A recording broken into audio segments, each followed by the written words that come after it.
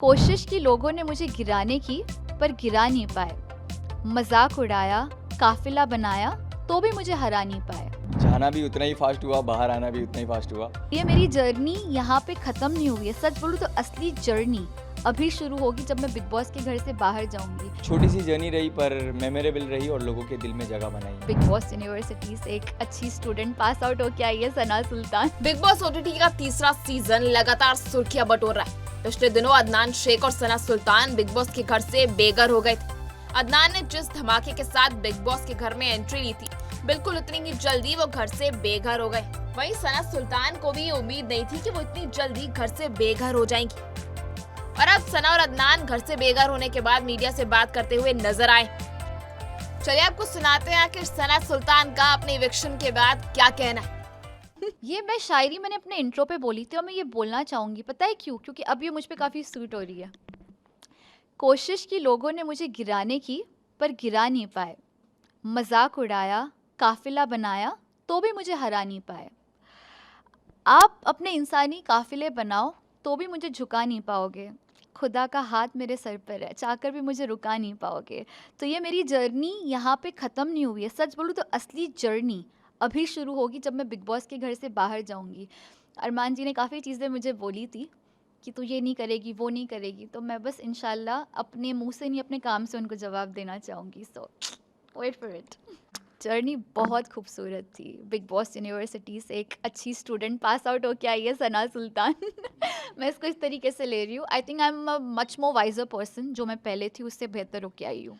नहीं, मुझे लगता है मैं अपने मुद्दे पे डेफ़िनेटली बोलती थी। जब मेरे ऊपर बात आती थी मैंने स्टैंड लिया है, लेकिन दूसरों के मुद्दों में घुसना मुझे कैमरा में दिखने के लिए ठीक नहीं लगता। अगर किसी और का मुद्दा चल रहा है तो मैं हाँ, लेकिन जब मेरे दोस्त इन्वॉल्व होते थे जैसे साई और नेज़ी, और मैं देखती थी कि वो हाथापाई की तरफ जा रहे, तब मैं रोकती थी, तब मैं बोलती थी। लेकिन अदरवाइज़ मुझे नहीं लगा कि मुझे किसी और के उसमें टांग अड़ानी चाहिए।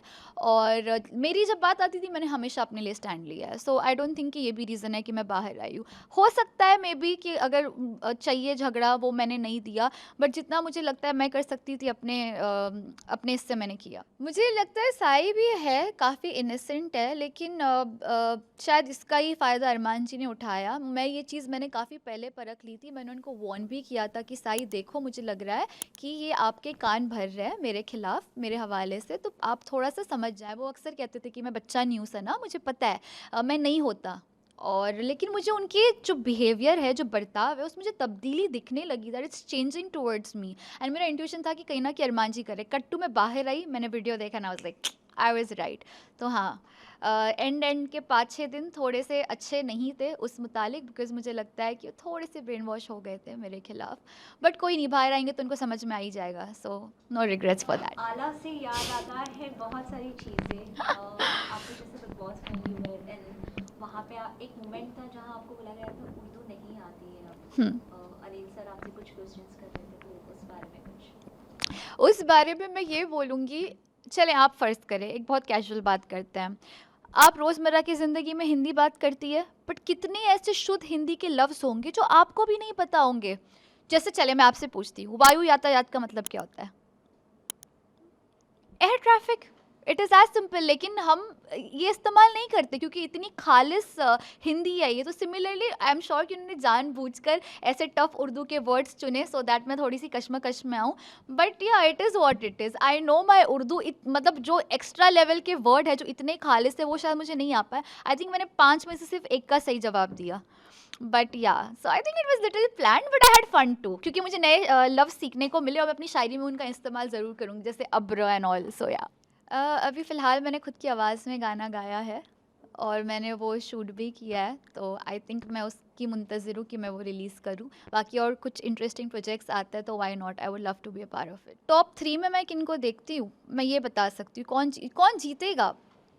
आई वुड वांट कि साई केतन, नेज़ी, सना मकबूल और विशाल, इन चारों में से कोई एक जीते। मैं दिल से ये चाहूँगी। कौन जीतेगा बाकी मुझे नहीं पता, पर ये 4 को मैं चाहूँगी कि डिज़र्विंग मुझे लगता है, और इनमें से कोई भी जीते मुझे कोई मसला नहीं, आई विल बी हैप्पी। यही बोलूँगी कि आपने मुझे बहुत मोहब्बत दी और मुझे इतनी उम्मीद नहीं थी कि मैं 1 महीना उस घर में टिकूँगी। हम सबको पता है कि बिग बॉस जो है वो एक कंट्रोवर्शियल शो है, पर एक कंट्रोवर्शियल शो से 1 महीना टिक के बाहर आना बिना किसी कंट्रोवर्सी के, ये मेरे लिए सच में कोई अचीवमेंट से कम नहीं है और मुझे लगता है मैं सही टाइम पे आई हूँ। अगर अंदर होती तो चीज़ें और अगली हो जाती, जो शायद मैं मैनेज नहीं कर पाती। तो जो होता है सही होता है। बाकी हाँ, आप लोग मेरे लिए बहुत दुआ करिएगा एंड बाकी सना सुल्तान बोलते हैं, नज़ाकत तो खून में। बहुत धमाकेदार रही और जाना भी उतना ही फास्ट हुआ, बाहर आना भी उतना ही फास्ट हुआ। मज़ा आया।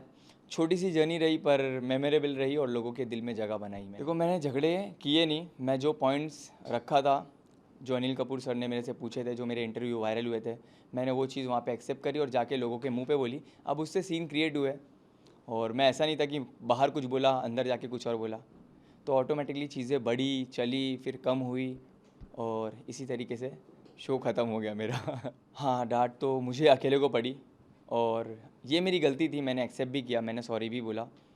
एक्साइटमेंट में हो गया, मेरे बहुत सारे दोस्त थे अंदर, तो मैं भी इंसान हूँ, इंसान से गलतियाँ होती है। पर बाहर की बहुत सारी, अकेला मैं ही नहीं बात कर रहा था, सभी लोग बात कर रहे थे। कोई एक्स कंटेस्टेंट की बात कर रहा है तो बाहर कुछ दुनिया में कौन क्या करता है, कि कोई किसका क्या सीन है, क्या है क्या नहीं है, सभी लोग बात कर रहे थे।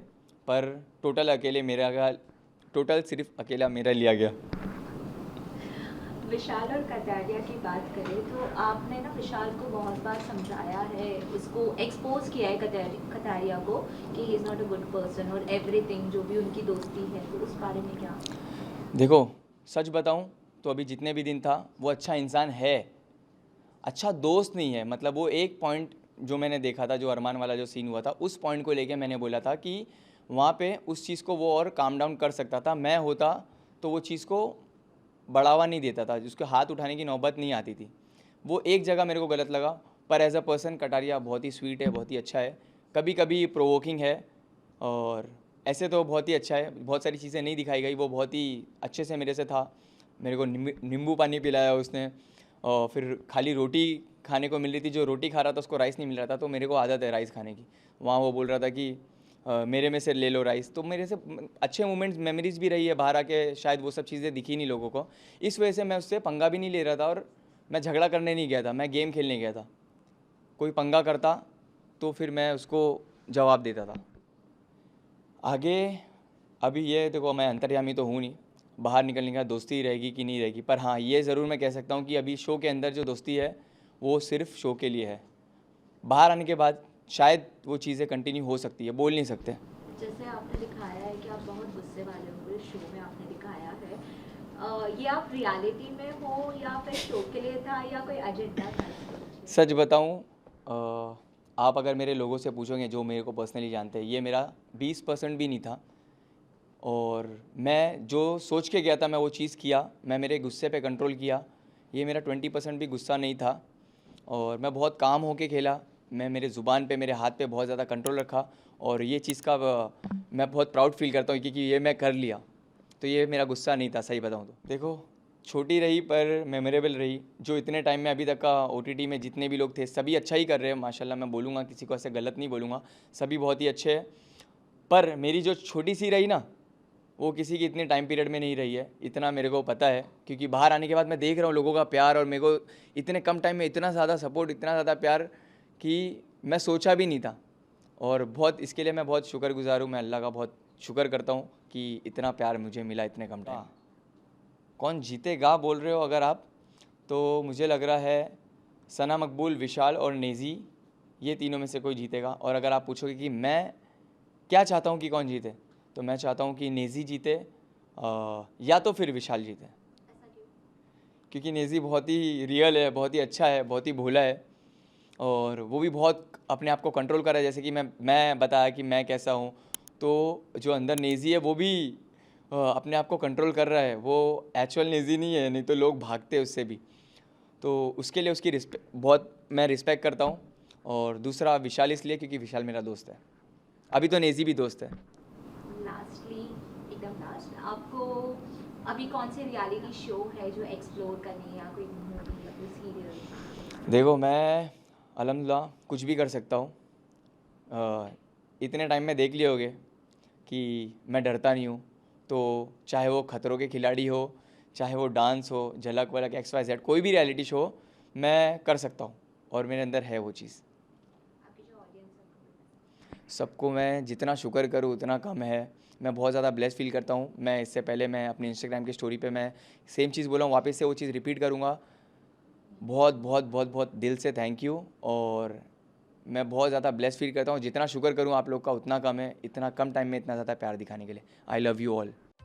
बाहर निकलते ही सना ने तो अरमान मलिक और घर के बाकी सदस्यों पर तंज कस दिया। अब आपको सुनाते हैं कि अदनान शेख का इतनी जल्दी एलिमिनेट होने के बाद क्या कहना है। या आपने दोनों इविक्टेड कंटेस्टेंट के बयान सुन लिए, अब आपको क्या कहना है? क्या ये इविक्शंस फेयर थे या नहीं? हमें कमेंट सेक्शन में जरूर बताएं। और इसी तरह की तमाम खबरों के लिए बने रहिए हमारे साथ बॉलीवुड केसरी पर। वीडियो को लाइक शेयर करना बिल्कुल न भूलें।